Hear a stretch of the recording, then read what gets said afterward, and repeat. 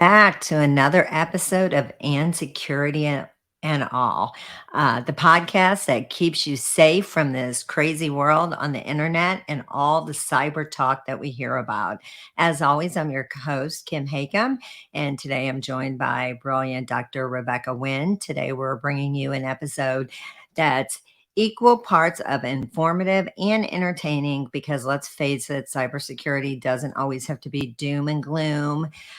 So today, sit back, relax. We hope to hear from you out in the audience. Don't be shy. Please join in and ask questions. Today, we're going to talk about data privacy. Interesting enough, last week, me and my team, we were out at RSA, and the theme out there is that we are all in this together, and we really are all in this together. It was a great week out at RSA. We saw tons of our friends, tons of new friends. It was very exciting. Last year when we were out at RSA, it still wasn't quite the same. For those of you on the Voice America side, that is a huge conference that happens once a year out in San Francisco. It brings about 30 to 40,000 cybersecurity practitioners in one place.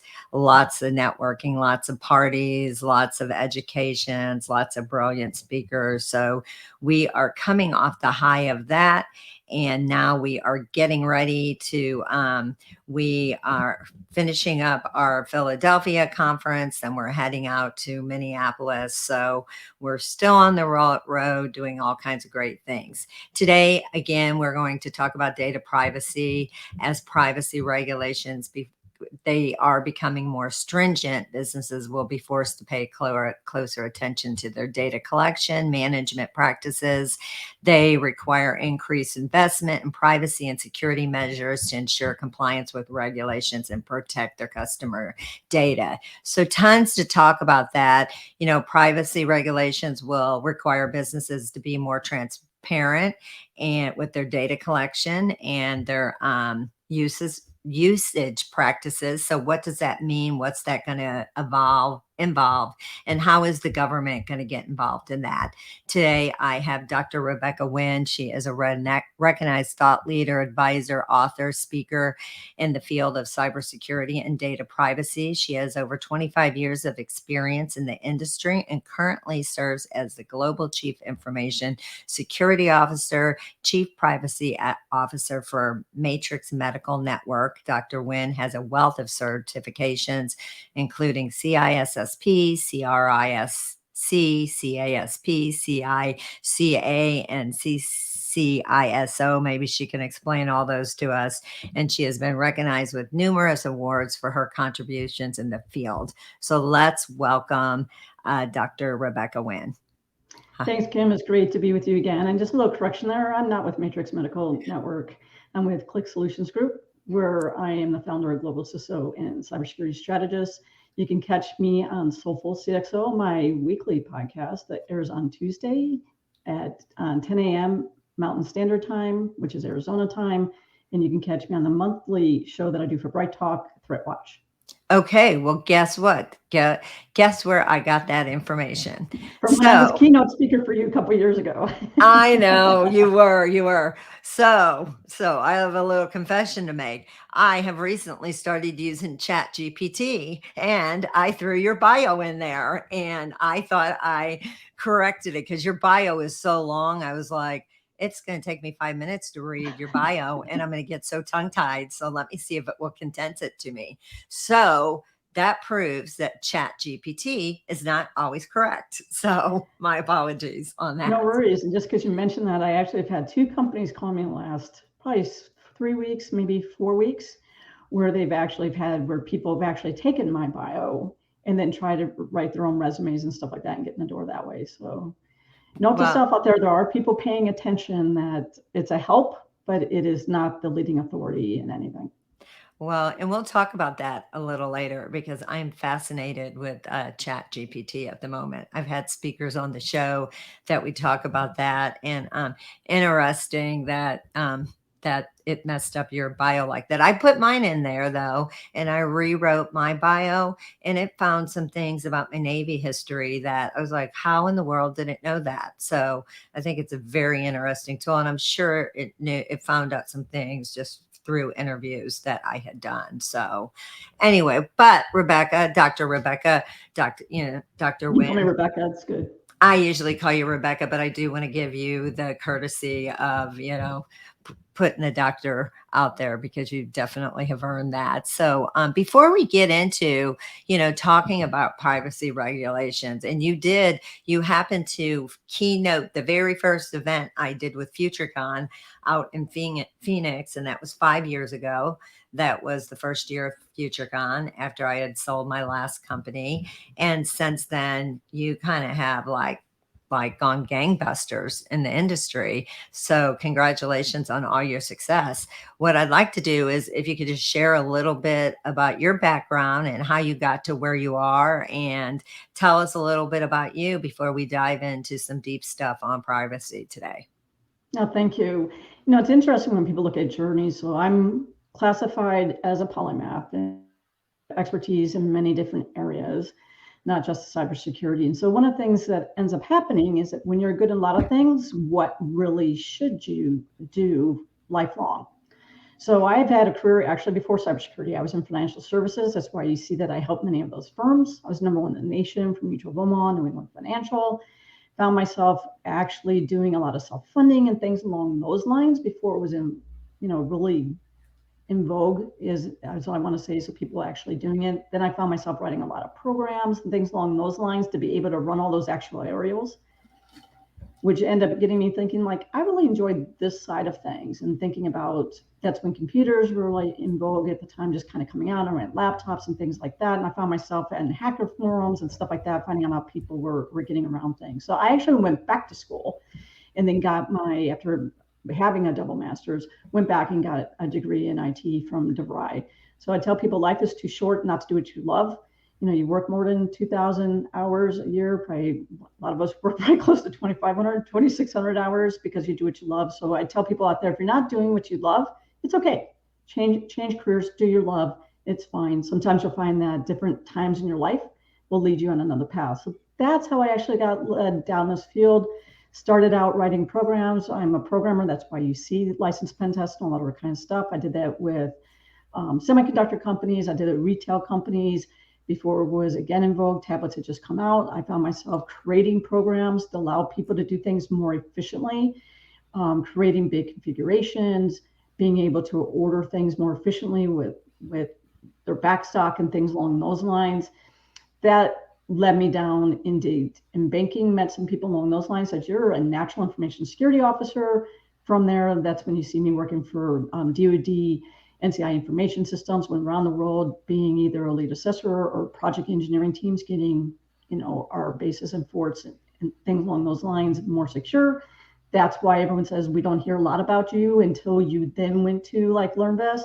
It's because with my security clearances and things along those lines, all the stuff I did there was secret and still maintained secret. And I won't say anything here on the show that will ever jeopardize any of the agreements I have with the U.S. government. So that gives you a little background snippet before you actually see that, hey, she went with LearnVest and Northwestern Mutual, Matrix Medical Network, 247.ai, etc., that you see me going down the tech stack. So tell us a little bit about Soulful CXO podcast. How did you start that, and what was the motivation behind that? And how do you find so much time to do all these things? Well, I'm an insomniac. I have trouble sleeping at times. So a lot of times people might sleep 6, 7, 8 hours. I have a hard time doing that. I've had a hard time doing that since college, probably before college. So I do sleep more like 3.5, 4 hours at a stint. So that's with that. Not that I want to. It's just naturally how I'm wired. So I end up having to work with that a little bit. But Soulful CXO, the whole presence is that when people speak with me, like you speak a lot from your heart. I'm a wholehearted, authentic person.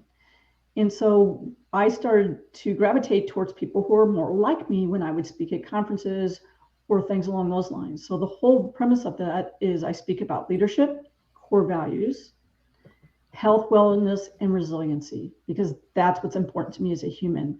So when I have people like Teresa Payton on, who's the first female White House CIO, Ann Karukian, when I have people along those lines on the show, that's what we talk about. We talk about failures, epic failures at times. We talk about good leadership principles, and we talk about going forward from a wholehearted perspective. And a little fun fact about you that I just learned on the show, on pre-show, is that you are and you play the tuba. So tell us about that. And again, how do you keep the balance of all of this? And you said that you're getting ready to play what's happening out at Phoenix. What did you just say? Tell us about how that mixes in with everything. And we may have to have you at our event and do some entertainment at the end of one of our events. Well, let me make a correction there. It's funny. No one can seem to get trombone. Everyone Trombone. always thinks the difference My between brother trombone. played the tuba, and I think about the tuba and the trombone as like the same thing. And I knew when I was saying tuba that I was wrong as I was saying it. It was like it's I don't think I said that right. No, it's funny because actually, so I have a government clearance and stuff like that, and every time they would do my background checks and ask everybody, that was one question they always asked: "What instruments does Rebecca play?" Nobody got trombone, and I've been playing it forever. So I play. I'm associate principal trombone for Scottsdale Philharmonic. I play in the South Mountain Latin Jazz Big Band. We're playing for the Cinco de Mayo event here on Friday. Play at 4 o'clock downtown Phoenix. We actually blocked down several of the blocks on there. I'll block down for that. I play in Scottsdale Jazz Band, Scottsdale Concert Band. Another little thing I do just keep balance. I actually juggle as well, photography, and then I'm really into animals and things along those lines. So I think it's important if you can go ahead and you keep your creative side as well as your logical side. And one thing I like about trombone, if you think about trombone, that's the instrument that has the long slide.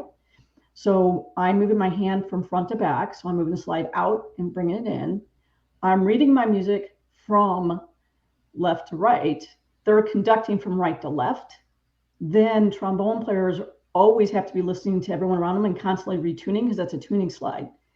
So it's very hard to be doing all that simultaneously and be obsessed about my work simultaneously. So it ends up giving me a good break. I end up usually playing Monday night, Tuesday night, Wednesday night, Thursday night, then sometimes have concerts on Friday, Saturday, or Sunday. So that definitely will give me a 2 to 3 hour break a day to be doing something besides thinking about this great field that we're in. Well, that is amazing. And it's funny when I was telling you when we were out at RSA, the CISO at Interstate Batteries, he's in a rock and roll band. And when we're in Dallas, we always have our event at the House of Blues, and we always hire music that night and have, a happy hour. And now next year he's agreed to be the talent, at the House of Blues. So I'm thinking we're going to have to figure something out when we come back out to Phoenix and do something fun afterwards. So all those people that are listening to cybersecurity education all day can now unwind and listen to some good music. And I know that you introduced me to someone that was a musician, and so now I kind of can connect two and two together. Of Yeah, that's Lisa Lisnick. So Lisa Liz trombone, professional trombone player, travels around the world, who's also my trombone teacher. So check her website out, Lisa Liz trombone. Well, that's awesome. And uh, Dr. Deli Coley, she was just our last guest maybe 2 weeks ago. Time is flying. I can't keep up, but she said, hi, Dr. Wynn. I look forward to meeting you in person one day. So great. One of my goals is to try to have as many women at my shows, on these shows, because we're still not seeing enough women in the field, in the industry. It was really interesting. We were so thanks, Deli, for tuning in today.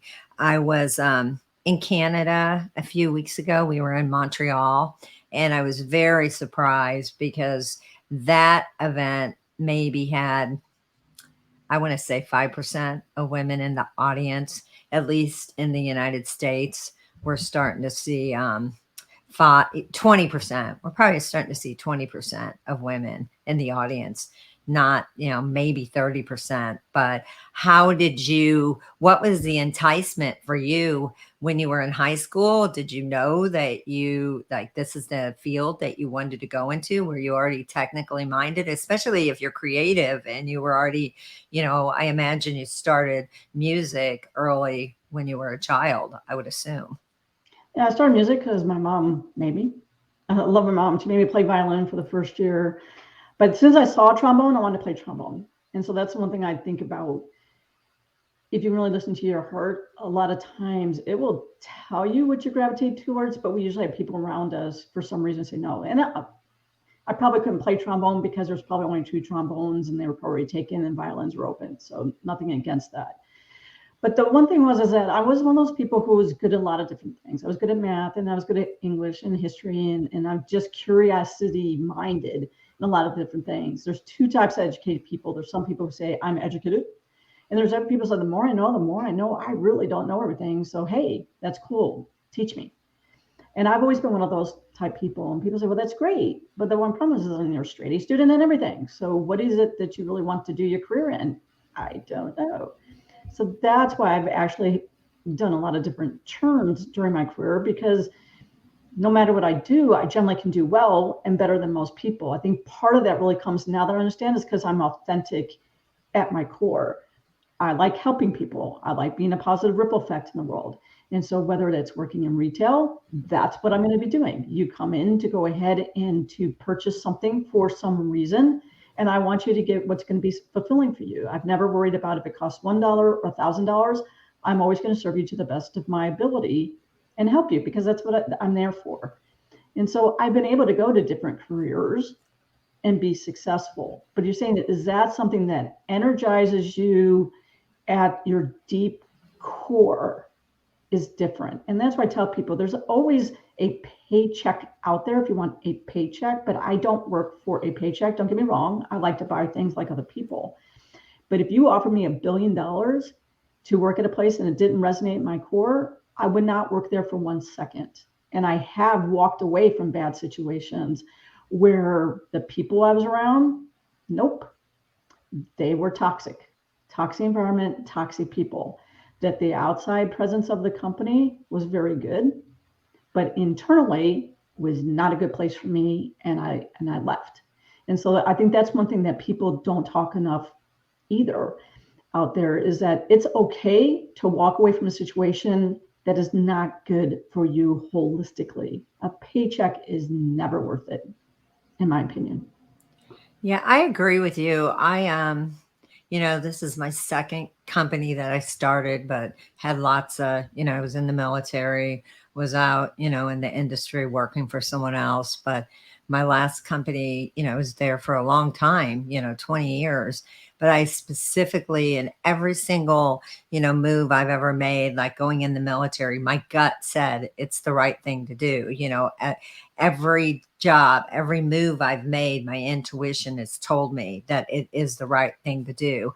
And I do remember with my last company just not feeling like I was driven anymore, just not feeling passionate about what I was doing. I could have sat back and, collected a paycheck and lived life, like live life fine. But now, I work really hard, probably as because I had to rebuild a new company. So, Lord only knows how many hours. I'm like you, I don't get a lot of sleep. So I do work until 2, 3 in the morning, but that satisfies me. And that does give me what I internally need, to be successful. So I definitely understand that if you are not happy where you are, it's definitely you should move because it's not worth getting up and not being happy about what you're going to do when so much of our time is our work life, and that is why I think so many people are talking about work life balance nowadays.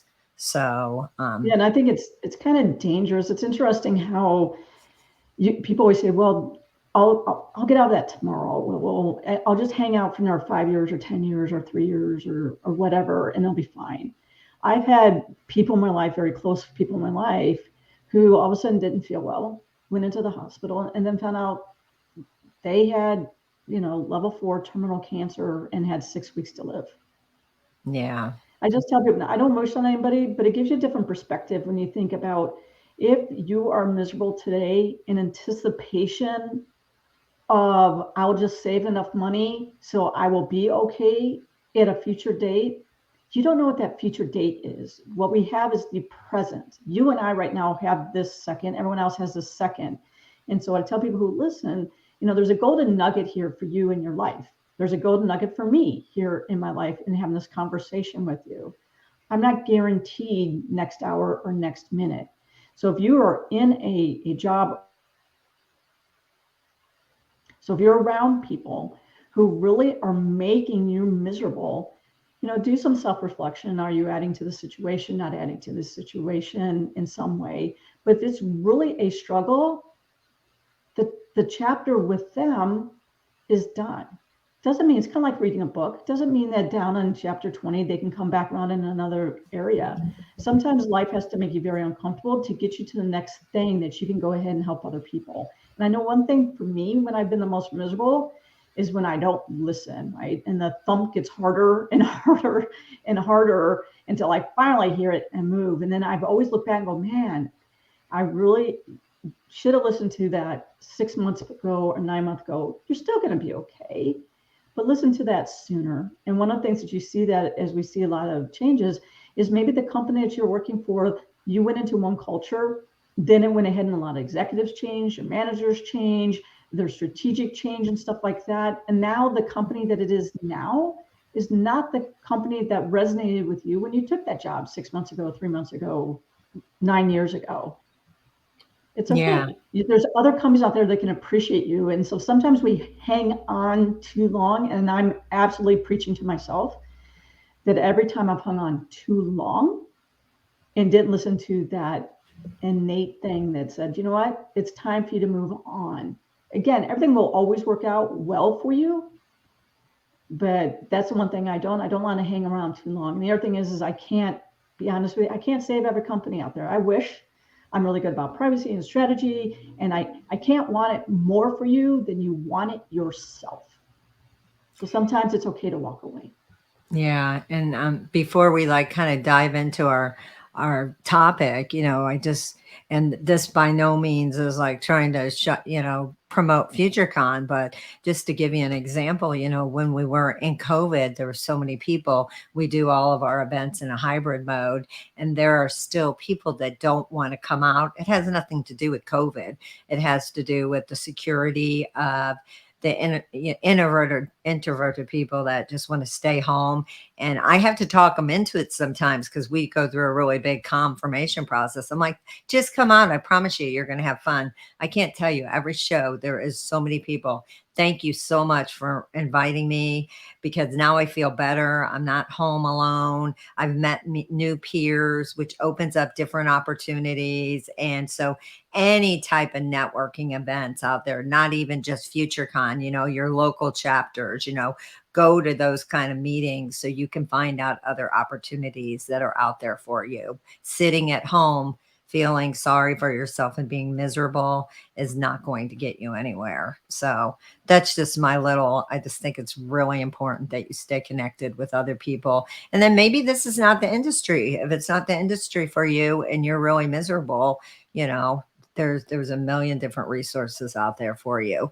But, kind of taking a road, because we could probably spend the whole hour talking about, life lessons and advice that you and I have both had in our careers. But since you are such a expert on privacy, regulations and what's going on, let's talk a little bit about what you have been seeing in 2023 and some of the trends and where you think we're going and some of the things that you're dealing with currently in your career.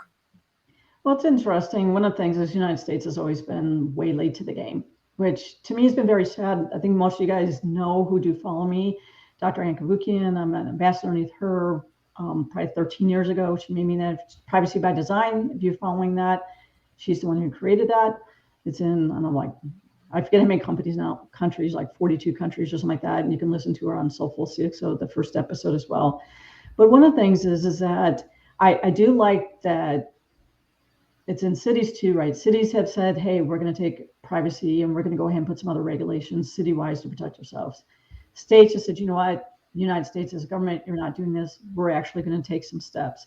The one issue that is definitely true, though, is when you look at it from a governance risk compliance perspective, is if we're going to do that for 50 states and then we're going to do it for territories, it ends up being such a burden to try and keep that. And one thing that I counsel a lot of um, companies on, not only from the United States, but globally, is that we have state mandates as well too. And so that cross map in my head is pretty big. But I think that what I find interesting is not as much about all the regulations that we have. I do like the synergy that people say it needs to get better. But the question I really have is what's the so what, right? What is the ramifications going to be if companies don't follow these regulations? Is it one of those things that you have a press bite that goes ahead and says, hey, it's a press bite where they get, hey, here's a 3 minute or 5 minute, $5 million fine. But if you follow that through the legal process, it takes 3 years or 4 years, whatever it is to get through. And then really it's a slap on the wrist and nothing really changes. So that's the one thing that I'm concerned about holistically, not only in the United States, but globally. We have a lot of regulations going out there, but the true changes, sort of, kind of. Well, what are some of the differences that you're seeing between the United States and some of the other countries? Like, where, who are the leaders of really, regulating, privacy and really, moving forward with change? Like, who do you look up to, and who do you wish that that we could be more like? Well, it used to be Germany. It used to be all the time Germany was the one that you really would watch. And then when you had the EU more formed and everything like that, and you have GDPR, right? That's encompassing. So I always looked and see what's happening on GDPR. I would tell you I like some of the stuff that's actually happening in Australia, and I also like some of the cross-border stuff that's coming more out of China and in countries along those lines. So that's what I watch. What I don't understand is why the United States, maybe it's because of the political environment we have and everything along those lines, it gets tied to that. I wish we would have a consortium instead that was on cybersecurity, on privacy and all that, that had nothing to do with politics. It was the think tank that actually would be the leading authority, and we wouldn't get caught up on who is the president, not president. What I mean by that is which party actually is in vogue for those 4 years or whatever it might be. But really, I think GDPR does a lot of great things. I think one of the challenges with GDPR, those too, is how you're going to administer that. And what I mean by that is, depending on which kind of district you're in, I'm just going to say it in more simple terms, each district on how are they enforcing that and what are those sub rules and regulations a little bit. But as an overall compass, I think they're really great. They do a lot with risk and AI and a lot of things out of there. Canada, especially when you look at health and you look at things along those lines and watching for, should you be able to watch people, not watch people, should you be able to film people going into, place a bet at a casino and things like that. That's been in vogue for a very long time for them. And they've done a lot of great white papers on that. So when people ask me, what do you read? I read globally what's happening. United States, unfortunately, we just can't get synergies. And I'm at the point, if we can't get synergies, let's go ahead and adopt somebody else's. But you got to enforce it, right? If not, it's not worth the piece of paper it's written on. Yeah, interesting that you brought up Germany, because we actually have a sponsor that I don't think we're going to be able to work with anymore because they are out of Germany, and they did not like our privacy policy because we are an event company. And, when somebody signs up for our events, they are checking a box that, we don't sell our data, but our sponsors definitely have access to the data, and they are, they're checking a box and they know that. But this company in Germany, they just did not like our language. And so let's go even on a bigger level. Let's go to a RSA or a Black Hat, where you have 30, 40,000 people there. I get emails all the time, do you want to buy these lists? I would never buy those lists because I know those lists aren't real because, I've been doing this 25 years and I did buy a list maybe 20 years ago and it's bad data. So, how are these huge companies like that? And that's just an example in the industry, the event industry. There's a million other companies that's collecting data, banks, everything. But let's just right now talk about, something like a RSA. How are they keeping their data? How are they keeping your information private? Well, for transparency, I don't go to RSA. I don't go to Black Hat. Um, so one, I tell people if they want me to speak there, if they would pay for me to go there to speak, I'll go, but they always say no. So just be transparent that way. But it's kind of hard because you're on FutureCon, but I'll talk in front of your back and behind your back. So one of the things is you should have other emails that you use. And it's interesting how many times, even when I go for a speaker, and Kim, you know this from me, it's like, hey, Rebecca, you're speaking. Are you going to sign up for the event? And I'm like, no. And then usually, people have to have someone on their staff sign me up because they know I'm not going to do that. But what I do, it's interesting because the ones who have my private email, they will put in my private email, tell me they're not selling it, and then I'll get Udo's email. And I have to go ahead. And luckily, I have a good enough name that I can actually go ahead and talk to the company directly and go, hey, you know who I am. You guys literally just put me on your list, get me off, and they will clean me off. But the one thing I recommend people instead is that you go ahead and you have a bunch of different email addresses. So use different email addresses for those events. Don't trust they're not going to sell them. The ones that are actually using the barcodes, I take black marker and stuff like that, and I alter the black card so then they can go ahead and they can not scam me. Some of the stuff you have to be a little more creative that way. I also go ahead and if I know they're going to have a card, I bring my own card and just go ahead and pocket their other one. They're not always like full on that, but I don't believe in any of the terms of, agreement for me going to the event says that I have to wear your tag around my neck that actually sells my information. How do you know that? It has a barcode and you go past these vendors and they're scanning to go ahead and get your number. I don't like that. I think that should be transparent. I think, again, from Dr. Ann Kabukian, I should opt in for you to be sending me material. I should opt into exactly what I want you to send me to. And then if I say no, then you should respect that and not sell that.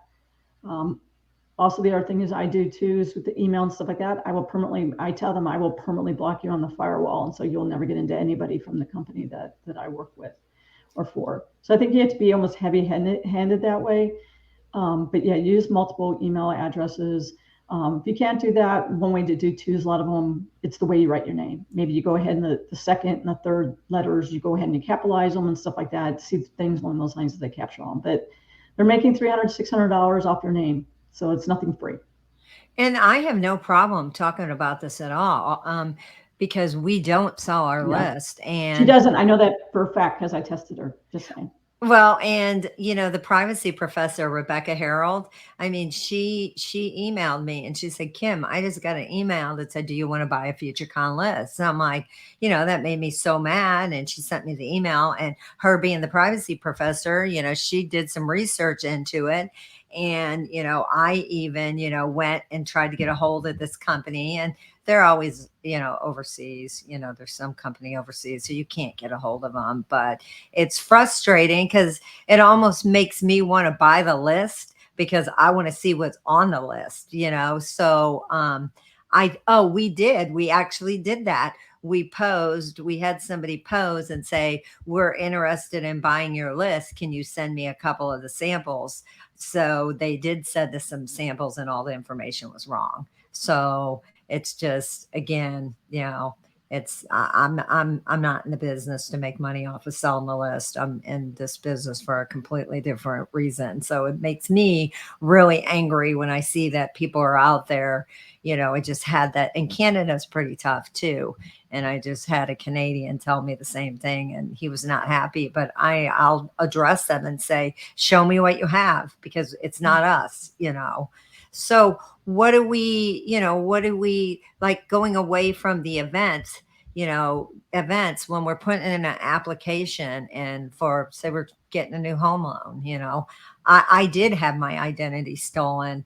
It was, and I found out as I was at a cybersecurity event, and one of my team members called me. This was a long time ago, and said, "Hey, did you just transfer like $5,000 out of our account?" And I was like, "No." And somebody, it was all through. It was because I was buying a new home, and somebody, it was deep, deep. I mean, somebody posed as me and walked in a bank and said they were my old company. I don't use that.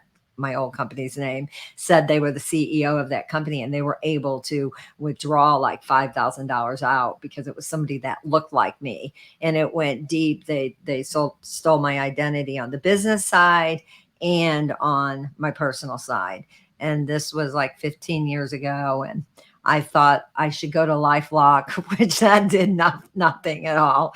That was a big joke. No offense to anyone out there who works at LifeLock, but so what's your thought about that, and how do we know our privacy is safe when we are going to apply for a home loan or anything like that?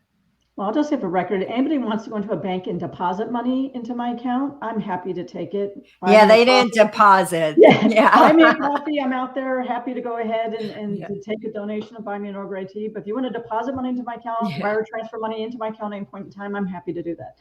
Now, I think one of the issues is that, let's face it, our data has been taken. It's been taken time and time again. I don't know how many breaches and data hacks I've been involved in, not personally as the attacker, but the one who's been attacked. And if you think about, it used to be like the 7 degrees of Kevin Bacon. Now it's maybe the 3 degrees of Kevin Bacon, right? People know that I'm from Arizona. Arizona went ahead and thank you much, Arizona. That's not true. Not saying thank you, Arizona, but they went ahead and they sold all our DMV records, right? So, people end up having, every time I turn around, they have where I physically live. They can go ahead and they can go to the dark web or in the type areas, and they go ahead and they say, hey, can we cross check and go ahead and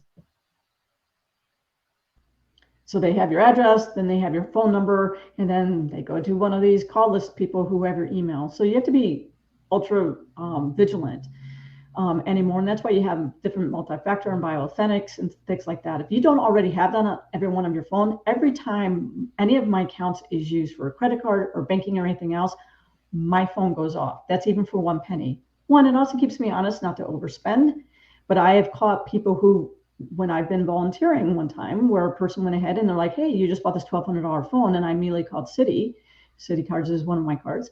And I went in and I said, no, I didn't. Even before the fraud department could detect it. So use those proactively. I can do this on LinkedIn if you want to go ahead and send me a message, but I actually use an outside service as well on all of these data brokers that keep popping up like babies, going ahead and they actually check for them and then they go ahead and try to get me wiped off them as quickly as possible. Unfortunately, they're allowed to go ahead and buy this open source data. Again, United States, I wish there was like, no, you can't have that. You have to opt into them. You can't, instead of we have to opt out, but I actually pay a firm to take me off them as quickly as possible. And they do that directly. So it's not like a spray and pray method that you can avoid. They're actually dealing directly one-on-one with them to get them off. So that's how you can get off some of those lists as well. If you don't believe me, are you in the white pages? Are you in some of these other people? Google yourself.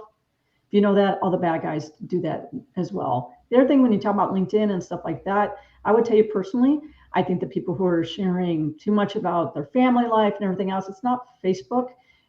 And you don't have that a lot of privacy like you can on Facebook. I don't do Facebook either. I only do LinkedIn.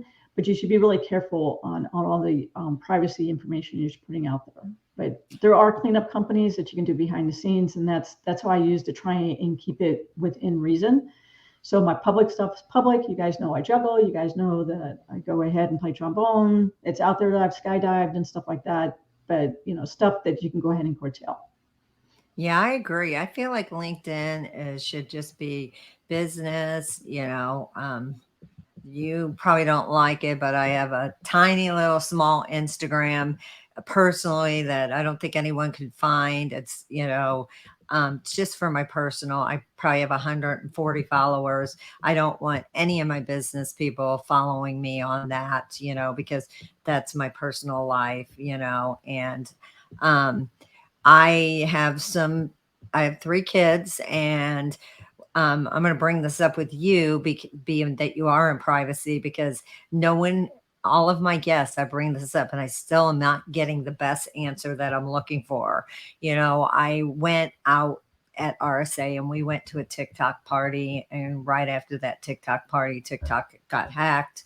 Their CISO stepped down. I don't think he's even with TikTok anymore. I took TikTok off my phone. I do miss it because it was fun to have it on there, but because there's so many cybersecurity experts that tell me not to have it, I don't have it on there. But it is very hard to explain to my kids that are in their 20s why TikTok is so bad. I try to explain it to them, but I don't do a very good job. So, what's your explanation, and why is TikTok such a privacy issue on our devices? Because it's not private. Well, I know that. I No, but I mean, tell them that. Yeah. no, but that, I mean, that's the crux of it. And again, I have a DoD background and stuff like that too. So I've never been TikTok, never been supportive. Any platform that you are giving away your rights to privacy should never be okay with you, unless you don't mind the whole world knowing everything about your business. And if you do not mind the whole world knowing your business at all points in time, then use those platforms. I was a WhatsApp. WhatsApp goes ahead and gets Facebook, change their privacy policy. So what I do, I immediately quit WhatsApp, right? I use Signal. Signal does the same thing. I will change. So that's the question of you as an individual. Unfortunately, there's so much of our lives that if you have a presence at all on the planet, so you have not found a part on the planet that you can completely disappear to, and there are people out there who have done it, change your name, everything else, get rid of as many trails as you possibly can, and don't interact with anybody, then you could have a lot of privacy. So then it becomes, if I'm not going to go to that extreme, what aspects of the privacy around me can I control? And know as soon as one piece of information gets out there, it's out there. Like you originally talked at the beginning of the show, you talked about Chat GPT. People probably still think I work for Matrix Medical Network or something like that. Not true. Or WAMs of something else. Like maybe it's going to be out there now that I play tuba, which I don't. Right? Yeah. Sorry about that. Okay. Me saying that will probably end up on your Chat GPT bio. That or Trumpet, people say too. But once information's out there, it can't be gathered back. So what we're saying is that you need to be able to control that. And just because someone goes ahead and has a privacy policy today that you agree with, how many people out there, when they say, hey, we just did this update, how many people read the next 70 pages want that update? I do. Do I do it for each and every single one of them? I'll be honest, no. But what I try to do is I go ahead and let's say, even if you're using Netflix, for example, you take your Netflix and you take the prior, you take the one today, and then what we can do with a lot of the great programs out there is you can go ahead and do differential and you can see immediately what changes, right? You can go ahead and say, now it says, guess what? We will go ahead and sell any piece of information that we want of you at any point in time, everything you watched, everything else. And then you got a question you have to ask yourself, do I want everybody to know that piece of information? And if the answer is no, like we said earlier with the other stuff, walk away. There are other companies. I'm not picking on Netflix. I'm just saying conceptually, that's what you have to do each and every day. And what we have is, because we're connected to so many different things, is we get lazy and we don't pay attention. Same thing on your phone. Piece of software got updated. What did get updated? I had one the other day that says, we updated. What did you update? Not going to tell you. What did you change? I ain't going to tell you. What permission? Not going to tell you. And I'm like, well, I'm going to tell you, I ain't using you anymore. I'm deleting you. If you're not going to go ahead and be transparent, I don't need to use your services. So you really have to take onus of that. You're never going to be 100% private if you're connected in the world, but you can control to the best of your ability if it's within your risk tolerance as an individual. So do you think that Chat GPT could be a little bit like Wikipedia? Because, it just gave me bad information on you and I trusted it, which I shouldn't have trusted. I know I shouldn't have trusted it. And I admitted my fault at the beginning, but it's unfortunately, I was trying to consolidate your bio and I was like, great, I'm going to start doing this. I introduce speakers at all my events. And sometimes the bios are so long, it's hard to get them condensed. So I'm like, Chat GPT, it's going to be perfect. I can condense it. Now I'm going to have to be very careful because it just made this big mistake with you. So, what are your thoughts on Chat GPT? Do you like it? Will you use it? Do you think it's like a Wikipedia? Because there are so much, false information in Wiki Wikipedia. liar. Um, so I would tell you, so Chat GPT, let's just take it conceptually. Conceptually as a whole, whatever the brand is there a way to go ahead and synthesize information quicker to get to your end goal? Process improvement, always good. But you always have to validate that process. And that's the thing is that's why humans have a brain and are supposed to be able to think. So, if I had a phrase that I was trying to think of a title of a published work, and I'm playing around with it, going, should we call it here, or should I call here, or should I call here? What fits better? What would you do? You call a friend, right? 2 or 3 or 4 friends. Go, guys, I keep playing away. Which title do you like better? And you would do that even with editorial boards and stuff like that. Well, this has been around a long point in time. Like, what is another way to say that title to mean the same thing that's not quite as long? Okay, here's 12 different variations of something similar. And then you take it and you're like, oh, yeah, okay, cool. I don't like 1 through 12, but I like, based on that, that gives me ideas to write it this way that's more impactful. That's the positive things I think about that. If I just go ahead and I think, hey, write me a 1,500 word article and let me go ahead and impersonate that it's mine. No, that's plagiarism, right? That could be stealing intellectual property and you are still fully responsible for that. I would tell you, I write for Forbes, as many of you guys know. If you haven't been on there, read my articles on Forbes. One of the things that was on there is that you have to sign off. Did you use these AIs, all that other kind of stuff? Did you write all that kind of stuff from them? I would tell you there's also other AIs out there to check for plagiarism and stuff like that, and they can catch that. Remember, you can go ahead and find yourself into legal lawsuits by doing that. And that's where I do see we're doing that. The other thing is not only on writing, how about code? How about when you're going ahead and you're saying, hey, I went ahead and took this code that's intellectual property of somebody, or it's intellectual property of my company, and I went ahead and I put it into an algorithm like that. Now it's, how are they using it? What's the term of use? Are they taking that and now putting into their pool? What are they doing with that? Now you actually took the intellectual property of your firm, someone did. Now they uploaded that code to write it more efficiently, maybe. And now it's part of that pool.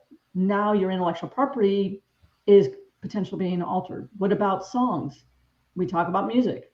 Ways if someone goes ahead and takes a song, can you tweak that song a little bit? Can you tweak that rhythm enough a little bit so I can go ahead now and call that my own? There is a whole legal aspect. And for us in the business liability insurance, that's where you're talking about now having writers on AI as being a writer to your business liability insurance. If you haven't looked at that, I talked about that in ThreatWatch just a couple of weeks ago. We were talking about that. So, what's your anticipation of what's going to happen and where this is going to go, which falls into, the expectations of 2023? I mean, this just came around. This just happened, Chat GPT in November. And it's from then to now, what's going to happen in 6 months, and are people going to be out of jobs because it's going to be able to replace, certain tasks, unless you are someone that manually works with your hands. If you're working with your brain and you're a writer or you're an analyst or you're working for NIST or you're working for Forbes, what do you think? Where do you think this is going to go? There's always technology has always come and made process improvements, right? And one of the things I was talking about earlier on another talk that I did earlier this morning is analytical skills. What's a so what? What does it mean? It can't do that. It has to be taught that. The visionaries out there that I kind of watch and I do agree with are more like the Elon Musk and people along that. I look at the think tanks that with Bill Gates and people along those lines. That's what I really pay attention. When you talk about the harmful to jobs, AI is not new. Artificial intelligence has been around since 1950s. Machine learning has been around 1960s. If you think about it from robotics and things along those lines, how we can get our products very quickly and stuff like that. We use it by machine learning and things like that. So this is in the young stage. I think the one thing that's always dangerous about these type of things is now everybody's on the bandwagon to roll them out because you're trying to meet a market niche. And what happens? Security, privacy, risk, intellectual property, legal ramifications, regulations, we're like running to catch up. We've seen that with privacy, security, and other things along those lines. But that's problem right now. The horses are out. They are running wild. And now we're trying to catch up and now trying to go ahead and put some sort of fence and some sort of structure around them. Holistically, always would have been nice is if we could have worked together as a full team, put a nice structure on how this could roll out to help humanity as a whole. When you talked about jobs, when you look about data lakes, so you're talking about all the data that actually we go ahead and we gather on our computer systems and things like that. And does it mean that there's something nefarious running on my system that's harming me that I just can't see? All of those type of analytical stuff they do is great, right? It takes a lot of data to do that. And I don't need necessarily 25 information analysts then looking at all those streams. So if I had 25 analysts looking at that stream of data, and now I can put it into a bigger data lake. You did that with Sims, same concept, right? It's AIs, that type of stuff. And now we can go ahead and show me correlations. What it is I'm paying humans to be the higher educated people that they are, critical thinking. Now what's the so what? In our environments, it's always, is it known? Is it documented? Is it being implemented? Is it being measured and being managed? What is the so what to my enterprise risk? I'm never going to go ahead and throw $1 million at something to fix. If my out of pocket, if it occurs, is like a one-time event and it's going to cost me $10. If you don't believe me, is there a washer in your house that needs to be fixed, or are you going to refix all the pipes, right? You're going to fix the washer. We do that. That's the type of thing that we're seeing right now. Where is it being put in play and should be put in play? If I can go ahead and I can clean up that paragraph and write it more effectively to the executives, that's a value add. But you don't need GPT to do that. You could do that with Grammarly and other places like that. And you can also use some of these tools, like you can put an on-prem version of that, so on-premise to your company, where you can go ahead and you don't have to worry about data internally going external, right? You can go ahead and you can protect some of those connections that way. So I think it's just looking at these tools and using them smarter. And then the other thing is if I was hiring you to be able to write really well and stuff like that, and I was paying you for that, and I find out that you're using a lot of these tools, right? That's a type of lying and stuff like that. And you do find people losing their job that way, right? Being really false advertising. So that's one thing you're going to see a lot more transparency that way. You're going to see a lot more people in their acceptable use. How are you going to use them? And also, I think you are going to see more people doing some sort of sign off that what the work product that you create is directly your work product and is not being falsified over someone else's material. And if you are going ahead and interpolate off of someone else's material, how are you doing that? I do think there's going to be more accountability that way. And so you might see people actually get paid less because of that, because paid less because these other tools. We are coming down to about 4 minutes left, but you brought up Elon Musk, and he has been quite verbal on the news outlets that he wants all of this to slow down. And do you think that's possible? I 100% agree with him. I will just say that. Do I believe that everybody always has what is the best for humanity over what is best for my personal pocketbook? Unfortunately, no.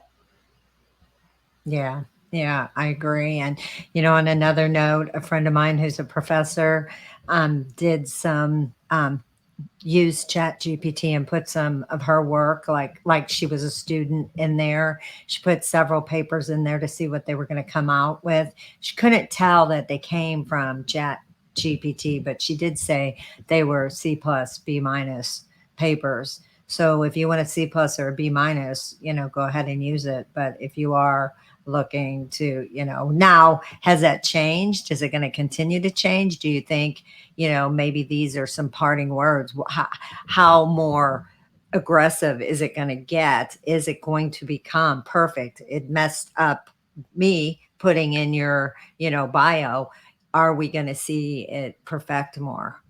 Well, I think one of the danger out there right now is that when we used to do phishing all the time, we could tell phishing because the grammar and stuff like that was written very poorly. Now you can use that to actually write more correctly.